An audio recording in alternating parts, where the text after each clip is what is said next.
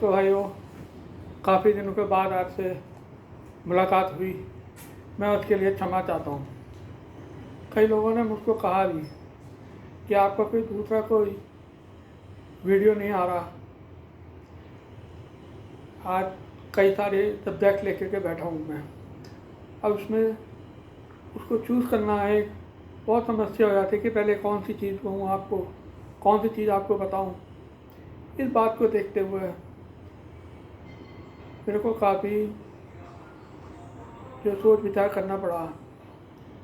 आज मैं आपको अपनी ऐसी चीज़ बताने जाऊंगा कि जिसको आपको बहुत फ़ायदा होगा।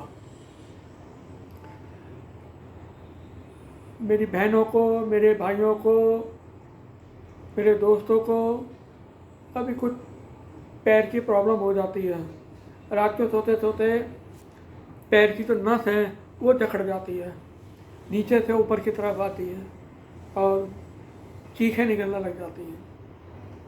अब उसमें क्या है, वो डॉक्टर के पास जाएगा, डॉक्टर फिजियोथेरेपी के पास भेजेगा, वो दवाइयाँ देगा, वो कहेगा ये हड्डियों का दर्द है, कोई कहेगा नहीं ये तो नसों का दर्द है, कभी वो हड्डियों में खाएगा तो कभी नस की खाएगा। मतलब कुल मिला के परेशानी भुगतेगा। इन सारी परेशानी को देखते हुए मैंने सोचा कि क्यों ना मैं आपको ऐसी चीज़ बता दूं जिसमें आपको ना तो दवाई खानी पड़ेगी, ना आपको फिजियोथेरेपी के पास जाना पड़ेगा, कुछ भी नहीं करना पड़ेगा। सिर्फ क्या करना पड़ेगा कि जैसे मान लीजिए आपका राइट पैर के ऊपर, सीधे पैर पे कभी आपके दर्द होता है, नस ऊपर चढ़ जाती है, जिसको बोलते हैं बावटा आना, किसी को कहते हैं करड़ पड़ना, कभी कुछ किसको कुछ कुछ कह देता है। तो उसमें आपको क्या करना है कि जैसे मान लीजिए सीधे पैर पे है तो उल्टे हाथ को उंगलियां आप ये वाली दो उंगली, ये वाली उंगली और ये अंगूठे के साथ सिर्फ टच करना है। इसके दोनों नाखून अंगूठे के नाखून से टच करना है ऐसे। अगर आपको सीधे में है तो आपको उल्टे हाथ की उंगलियों को ऐसे करना है, लेटे लेटे। और जैसे ही आपकी दोनों उंगलियां आपके अंगूठे को टच करेंगी, ये नस जो है वो नीचे गिर जाएगी, आपको दर्द नहीं होगा, आप आराम से सो सकेंगे। इसी तरीके से उल्टे का तो आपको सीधे का करना पड़ेगा। कई दफ़ा क्या होता है कि ना आदमी भूल जाता है कि ये उल्टा का सीधे, सीधे का उल्टा को नहीं समझ में आता। तो आप क्या करेंगे कि दोनों हाथों की उंगलियों को आप ऐसे कर लेंगे, ऐसे, ये दो हाथ ये अलग अभी और ऐसे करके आप लेटे रहेंगे, पैर को हिलाएंगे नहीं, कुछ नहीं करेंगे। वो नस जो है वो अपने आप नीचे डाउन हो जाएगी और आपको दर्द बिल्कुल भी नहीं होगा। एक तो ये बात है। दूसरी बात मैं कहना चाह रहा था कि कई दफ़ा आपके घुटनों में दर्द हो जाता है, थकावट का दर्द हो जाता है, किचन में काम करते वक्त ज़्यादा थकावट हो जाती है, दर्द हो जाता है, फिर आपका मन करता है लेट जाऊँ या दवा दूँ या कुछ करूँ। उसके लिए आपको क्या करना होगा, सवेरे आप उठेंगे, दोनों हाथों को ऐसे करेंगे और पैर को, जिस पैर में आपको प्रॉब्लम होती है उसको आप ऐसे ऐसे हिलाएंगे, ऐसे ऐसे या ऐसे ऐसे। कितने देर तक? 3 मिनट, 5 मिनट जितना भी आप कर सकते हैं, ऐसे ऐसे आप हिलाएंगे। इसी तरीके से उसको भी आप हिलाएंगे, ऐसे ऐसे। तो ऐसे करने से जो आपको 1 घंटा खड़े होने में आपके दर्द होता है वो दर्द गायब हो जाएगा। आप उसके लिए आप आराम से खड़े होकर चल फिर सकेंगे। कई दफ़ा चलने से भी थकावट हो जाती है, भाई एज की बात है, तो उसके अंदर भी आप ऐसा करेंगे तो आपको चलने में थकावट नहीं होगी। अगर आपके पैर में खुदा न खास्ता ऑपरेशन करा हुआ है, उसमें रॉड पड़ी हुई है या कुछ ऐसी चीज़ है, तो उसके लिए भी आप ऐसा करेंगे तो उसमें भी आपको सोटी लेके चलने की ज़रूरत नहीं पड़ेगी। ये मेरा अपना एक्सपीरियंस है, क्योंकि मेरा भी ऑपरेशन हो चुका है और मैं ऐसे ही करता हूँ, मेरे को कोई प्रॉब्लम नहीं होती। सवेरे उठ जाता हूँ ऐसे करके और अपना जो जाप होता है भगवान का वो करता हूँ और ऐसे ऐसे कहलाता रहता हूँ, तो मेरे को इसमें कोई प्रॉब्लम नहीं।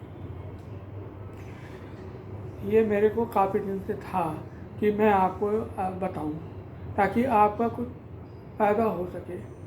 मैं फ़ायदा कर सकता हूँ, करूँगा, लेकिन अब ये बात है आपकी मानने की है। आप यकीन करेंगे तो ठीक है, नहीं करेंगे तो आपकी मर्ज़ी। मैं ज़्यादा फोर्स नहीं कर सकता।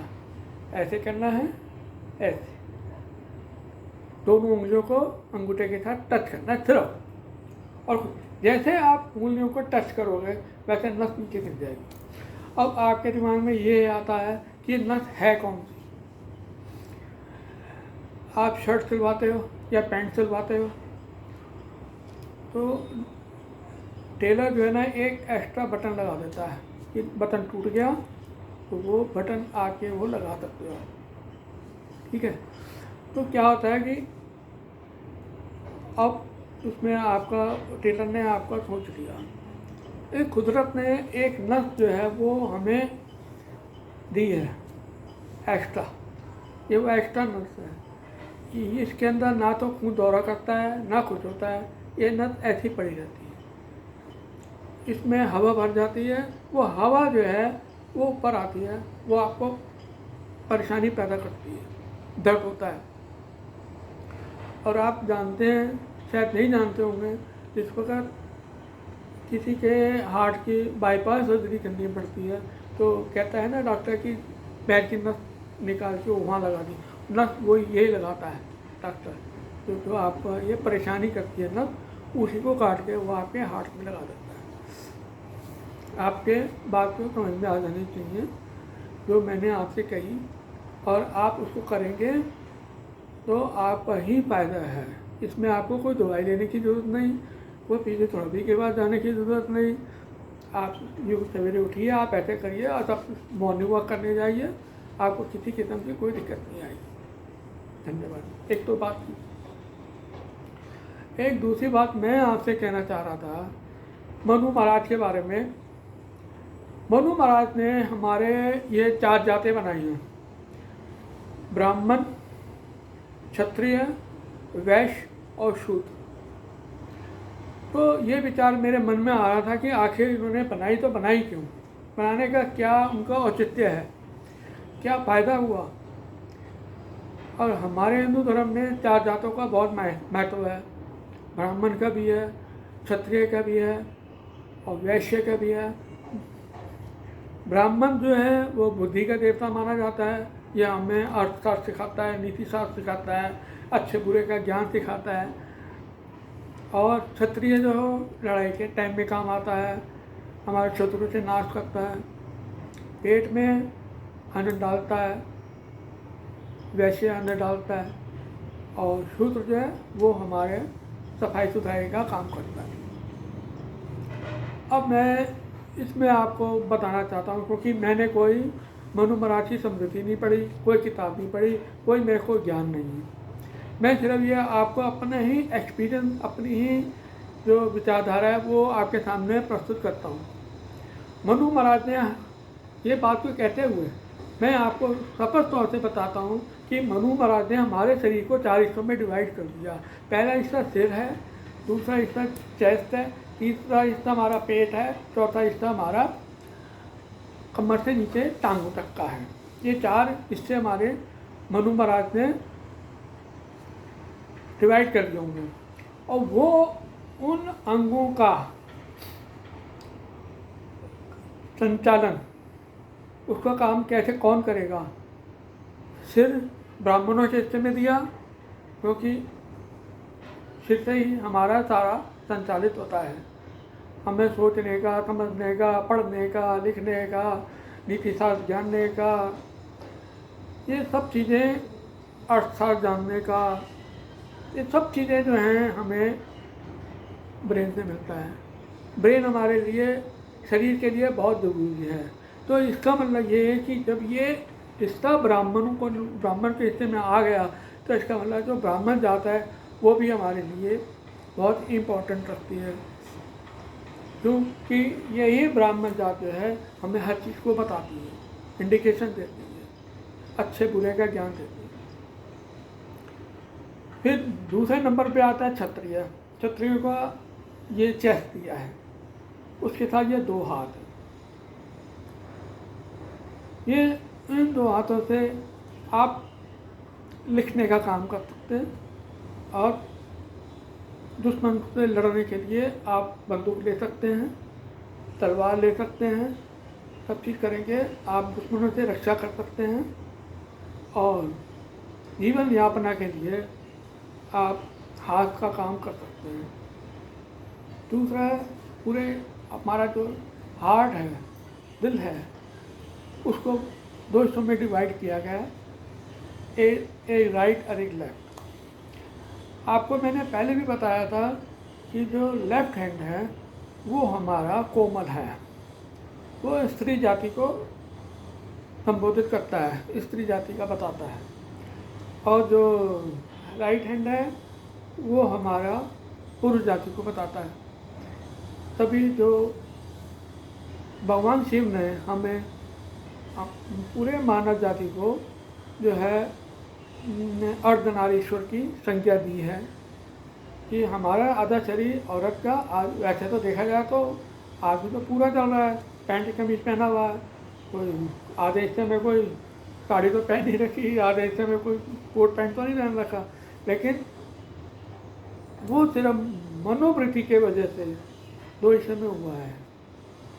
हमारे को दाहिना हाथ बाइना हाथ सॉफ्ट होता है कि औरत जात को दर्शाता है कि आप कोई गलत काम मत करो, हाय हाय इसको मत मारो, इस पर कृपा करो, इस पर दया करो, एक बार सोच लो, जो काम करने से पहले सोच लो। वो आपका स्त्री जात बताती है, आपको पुरुष को गलत काम करने से स्त्री रोकती है। दाहिना हाथ जो होता है वो काम करने के लिए होता है, ठोस कदम उठाने के लिए होता है, ठोस प्रवृत्ति के लिए होता है, मारना तो मारना है, अगर इसके बगैर तो गुजारा चलेगा ही।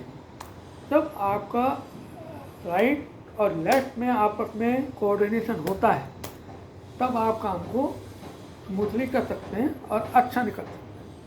जब आपको कोऑर्डिनेशन नहीं होगा आप काम नहीं कर सकते। तो भी कहते हैं हर काम में स्त्री की जरूरत पड़ती है। राधा कृष्ण, शिव पार्वती, सीताराम, स्त्री का अगर ये सब ना हो तो आदमी का कोई ठोस काम नहीं रह जाता। आदमी को ठोस काम करने के लिए, सही काम करने के लिए इसका बहुत ज़रूरी है। तो जो हार्ट है वो जो क्षत्रिय का काम है, हर चीज़ से पूरे समाज का, पूरे शरीर का रक्षा करे, इसलिए हार्ट बहुत ज़रूरी हो गया। फिर दूसरा आता है पेट। पेट का मतलब यह है, ये इन्होंने वैश्य समुदाय को दिया, बनियों।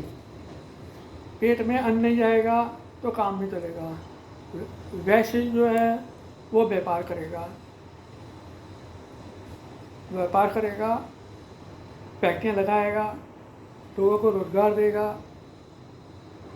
तो पेट भी जरूरी है। सिर, हार्ट और पेट, कमर से लेकर नीचे तक का हिस्सा शूद्र को दिया गया है। अब आप ये देखिए कि सवेरे पॉटी भी जानते हैं, सवेरे पेशाब भी करने जानते हैं, तो क्या होता है कि उसकी जो सफाई, कूड़े की सफाई, इस सब चीज़ों की सफाई सब गटर में जाता है। गटर रुक गया तो आपको सूत्र वालों को बुलाना पड़ता है, सफाई कर्मचारी को बुलाना पड़ेगा उसकी सफाई करने के लिए। तो ये जो सफाई, ये जो गंध है, ये हिस्सा जो है आपका बहुत इम्पोर्टेंट हो जाता है। पैर अगर आपके काम नहीं करेंगे तो आप एक जगह से दूसरी जगह नहीं जा सकते।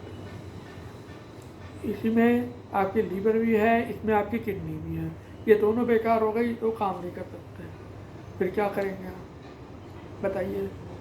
तो इसलिए मैं ये बात कहना चाह रहा था कि आजकल का जो माहौल चल रहा है उस माहौल के हिसाब से इन चारों जातियों को जिस तरीके से शरीर स्वस्थ है, जिस तरीके से शरीर काम कर रहा है, जिस तरीके से हम दौड़ रहे हैं, जिस तरीके से हम मेहनत कर रहे हैं, जिस तरीके से आप लड़ रहे हैं,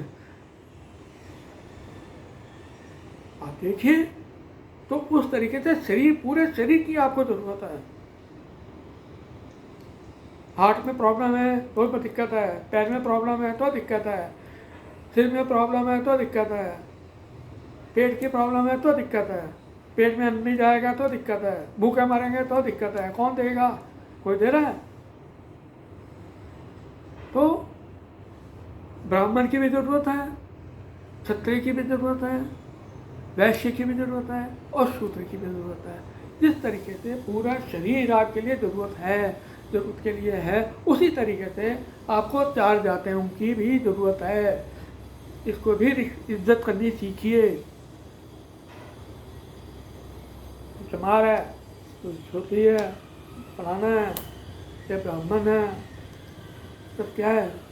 मैं फेसबुक में पढ़ता हूँ हम क्षत्रिय हैं, हम खत्रिय हैं, खत्रियों में इतनी जाते हैं, फलाना है, ये क्या है? आप यूँ कहिए कि हम हिंदू हैं, ना हम बनिए हैं, ना जैन हैं। यही सब चीज़ों ने हमारे हिंदू धर्म का सत्यानाश किया। हम बनिए हैं, हम क्षत्रिय हैं, हम फलाना है। कहाँ क्या हो तुम? हिंदू हो? मैं हिंदू होने की बात करूँ? हिंदू होने के धर्म के दूसरे लोग जो है इस चीज़ का हमारा फ़ायदा उठा रहे हैं। आप ये नहीं सोच रहे? कलकत्ता के अंदर क्या हुआ? सबको मार डाला हिंदुओं को। उसने तो ये नहीं देखा कि वैश्य का है, उसने ये नहीं देखा बनिए का है, उसने ये नहीं कहा टीएमसी का है, उसने ये नहीं देखा कि कांग्रेस का है, उसने ये नहीं कहा कि ये कम्युनिस्ट पार्टी का है, उसने ये नहीं कहा ये बीजेपी का है। उसको हिंदू नजर आया, मार दिया। बोलिए क्या कर लिया आपने? उसको सिर्फ उन लोगों को सिर्फ हिंदू नजर आता है बस। आप किस जाते हैं, किस पार्टी से, आपको कोई लेना देना नहीं। मैं वो हाथ जोड़ रहा है, मैं तो टीएमसी का ही वर्कर हूँ, हो तो हिंदू ना, बस मार दिया। आज पूरे समाज का, पूरे हिंदू धर्म का सत्यानाश ऐसे ही हो रहा है कि हम जातियों में बट गए, हम पार्टियों को बट गए और वो उसका फ़ायदा उठाता है। मेरा मानना यह है कि आप किसी भी जात के हों, किसी भी पार्टी से हों, आपको अपनी विचारधारा सिर्फ हिंदू रखनी है बस। अगर कोई पड़ोसी को कुछ नुकसान होता है, अगर वो हिंदू है, नीचे पड़ोसी है उसको नुकसान होता है, वो हिंदू है, तो आपको नैतिक फर्ज बनता है कि उसके साथ खड़े होकर के सामने वाले का मुकाबला करें। बाद में वजह देखी जाएगी, उस वक्त तो उसकी इज्जत बच जाएगी, उस वक्त तो वो जान बच जाएगी उसकी। वो आप सोचते नहीं? मैं क्षत्रिय हूँ, मैं बनिया हूँ, मैं शूद्र हूँ, क्या है? सिर्फ बंटवा दिया आपने, सत्यानाश कर दिया हिंदुओं का ये सब सोच में। मुझे तो कहते भी शर्म आती है कि मैं क्षत्रिय हूँ, मैं खत्रिय हूँ। क्षत्रिय से तो खत्री बन गए तुम, बेवकूफो, खत्री बन गए तुम, वो क्षत्रिय है। खत्री कैसे बन गए बताता हूँ। मुगलों के अधीन होकर के, सलाम वालेकुम, सलाम वालेकुम, हम भाईचारा रखते हैं। ये जो क्षत्रिय थे, उन्होंने महाराणा प्रताप जैसे और लोग जो थे, उन्होंने इस बात का कहा कि भाई तुम तो क्षत्रिय थे, अब तुमने ऐसी उस पर उतारे हुए हो गए अपने आप को बचाने के लिए, पैसे कमाने के लिए, हैं? करा क्या? जब गलती का महसूस हुआ, हाँ जी हमसे खता हो गई, खता मतलब गलती हो गई, तब से उन्होंने उसका, तुमसे खता हो गई तो तुम, आपसे तुम खत्री हो, क्षत्रिय नहीं हो। खत्री हो गए, क्षत्रिय थे, कहाँ तो महाराणा प्रताप जैसे वीर पुरुष, और कहाँ चूहे जैसे तुम बन गए, हाथ जो पैर जोड़ने वाले, चमचेगिरी करने वाले, भाईचारा निभाने वाले। सत्यानाश कर दिया तुमने इस चीज का। इसलिए जाति, बिरादरी, पहाड़, ये मैं पहाड़ी हूँ, मैं फलाना हूँ, ये सब छोड़ दीजिए। आप अपनी विचारधारा हिंदू बनाइए। आप किसी भी पार्टी को जाइए, कोई मुश्किल नहीं है। बहुत अच्छी बात है। आप कांग्रेस को सपोर्ट करते हैं, बहुत अच्छी बात है। आप मायावती को सपोर्ट करते हैं, बहुत। आप केजरीवाल को सपोर्ट करते हैं, वो बहुत अच्छी बात है। लेकिन अपने हिंदू धर्म को तो मत छोड़िए। केजरीवाल क्या चाहता है कि जी मुसलमानों का भी बराबर कहीं, और वो बहुत अच्छे हैं, फलाना है। अच्छे मैंने कब कहा कि बुरे हैं? लेकिन इस वक्त तो हमारा कबाड़ा कर ही दिया ना, हम कब तक बर्दाश्त करेंगे? वो हमेशा खतरे में रहते हैं, हम मुसलमान खतरे में। आप ये देखिए कि कहीं भी कोई बात हो, वो सारे एक हो जाते हैं, ना वो सिया का, ना वो सुन्नी के, ना वो किसी के, ना वो मुसलमान ही हैं, वो मुसलमान एक हो जाते हैं और वो आपकी ठुकाई करते हैं। और आप ऐसे बेवकूफ़ हैं कि मैं बनिया हूँ, मैं क्षत्रिय हूँ, मैं ये हूँ, मैं उस पार्टी को हूँ, अरे मुझे तुम छोड़ दो, अरे तुम मुझे माफ़ कर दो, मैंने कुछ ही नहीं तुम्हारा बिगाड़ा। बोले है तो तुम हरामजादा हिंदू कट। वो नहीं सोचते तू किस धर्म का है, तू किस जात का है, तू किस पार्टी का है। ये पार्टी वाले नेताओं का पीछा छोड़िए, हिंदू बनिए। हिंदू, आप सिर्फ हिंदू हैं बस, ना आप क्षत्रिय हैं, ना ब्राह्मण हैं, ना शूद्र हैं, सिर्फ हिंदू हैं। अब अगर आप इस बात को लेकर चलेंगे तो आप सही तरीके से रहेंगे, नहीं तो वो आपका कत्लेआम होता रहेगा। ये क्या आज आप 10 साल के बाद आप खुद महसूस करेंगे कि पूरे हिंदुस्तान में सिर्फ मुसलमान ही मुसलमान नज़र आ रहा है। आपको प्राइम मिनिस्टर भी मुसलमान होगा और आपको उसके सामने ऐसे करना पड़ेगा, ऐसे नहीं। आप अपने आप को संभालिए, अपने आप को समझिए कि आप कौन हैं। कलकत्ता में क्या हुआ, बंगाल में क्या हुआ, यही हुआ, नरसंहार हुआ। जहाँ मुसलमानों को भागना चाहिए था, रोहिंग्या को भागना, वहाँ हिंदू भाग रहा है घर छोड़ के।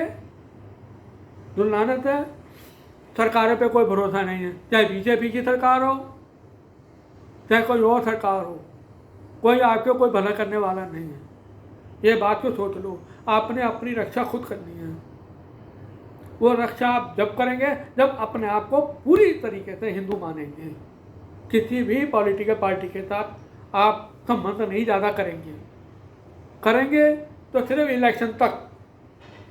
क्योंकि ये सारी पॉलिटिकल पार्टियाँ जो हैं वो अपने वोटों के चक्कर में मुसलमानों को अपना गॉडफादर बना के बैठी हुई हैं। ये हमारे गॉडफादर हैं, ये हमारे माई बाप हैं, इसकी वजह से हम जीत नहीं सकते।